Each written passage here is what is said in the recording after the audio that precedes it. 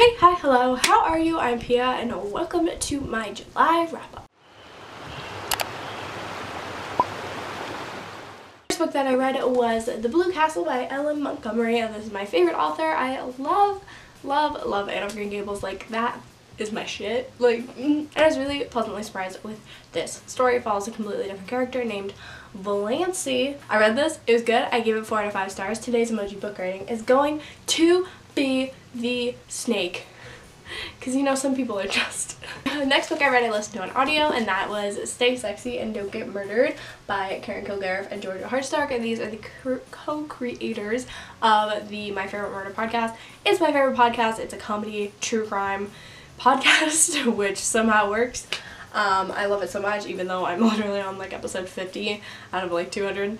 This is basically just a dual memoir in which the two authors share their experiences in life. That's what a memoir is, Pia. And I gave this a 5 out of 5 stars. Definitely recommend the audiobook route, especially just because I love hearing their voices.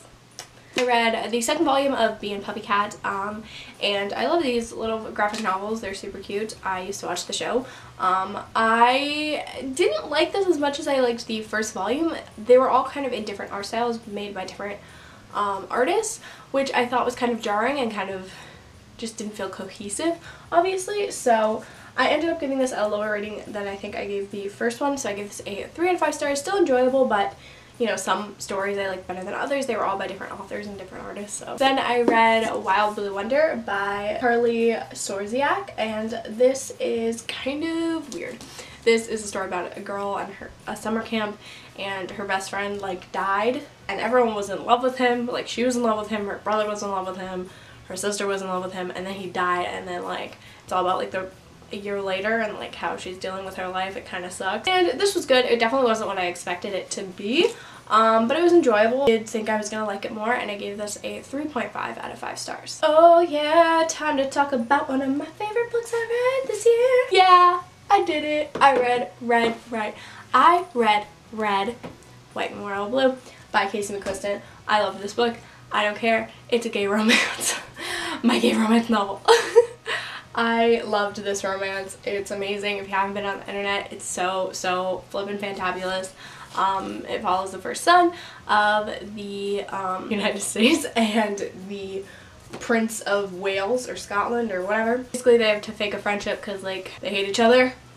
It's enemies to lovers, and it just is a beautiful bond, and the characters are so witty and so well done, and I honestly just love this book so much. I tabbed it, obviously, and literally the second I finished it, I wanted to reread it. So obviously 5 out of 5 frickin' stars. Could not love this book more. Then I had to read something to fill the void that Red, White, and Royal Blue left, so I read Royals or Prince Charming by Rachel Hawkins. I give this a 4 out of 5 stars. This is about like the sister to the girl who's getting married to the Prince of Scotland. Her dealing with shit. She doesn't want to be like in the spotlight or whatever. And she's fun and quirky and cool, and I liked this a lot. Not as much as Red, White, and Royal Blue, obviously, but it was a good time. Then I read Wicked Like a Wildfire by Alana Popovic.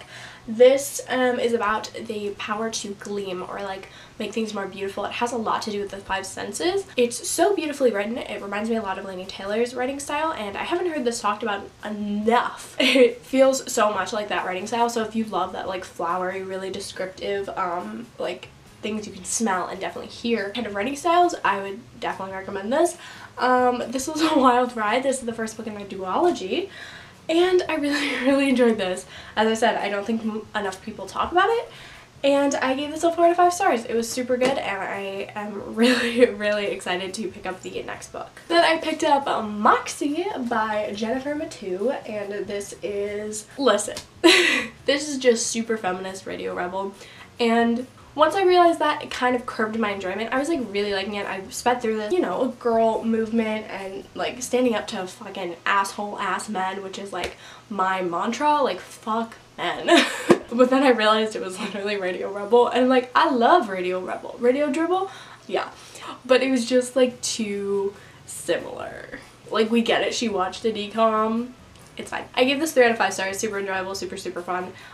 Just some recycled content, which I thought could have been some things could have been done really differently. And I listened to the audiobook for this Savage Song, the first book in the Monsters of Verity series. This is by Victoria Schwab. This gets nothing but amazing reviews. All of Victoria Schwab's books do. And I give this a 3.5 out of 5 stars. It was really good. I really liked it. I thought it was very, very similar to Renegades. But it's just overhyped. Like, it's not a 5 out of 5 stars whatsoever. There's nothing really stand out about it. It definitely feels like a lot of other YA stories that I've read from the time. I don't know when this came out, like 2015. Yeah, it was good. It didn't really stand out too much. That's why I didn't love it as much as a lot of people did. And I frickin' listened to Ghost of the Shadow Market by Cassandra Clare, Maureen Johnson, Sarah Reese Brennan, Kelly Link, Robin Wasserman. Fuck me up. Okay, these are my babies, and I love them, and I love the Shadowhunter books, and I love Jem, and I love Tessa, and I love Will, and I love all the characters interacting. It had new and old characters recycled in the Shadowhunter verse, and it was just so good. I'm gonna cry talking about it. I cried watching it, reading it. It was just amazing. Idea next book this month, Everything Leads to You by Neil LaCour. Honestly, I was not attached to this book. I got like 70% through, and I was like, I don't care where this goes, like, at all. And that's how I know I'm done. And then I reread what used to be an old favorite, which I quickly changed my opinion on, which I found really interesting, and I reread Milk and Honey by Ruby Kaur. This was surprisingly on my reading list. So let me know, AP English. Why? This is so stupid. I gave this a 2 out of 5 stars. I originally gave this a 4 or 5 out of 5 stars. And it was my favorite thing ever. And I love poetry. I love the style of this poetry, but it's so dramatic. This book is kind of garbage. The author explains her feelings well, but it's so over the top. Everything is a metaphor, but it's all saying the same thing.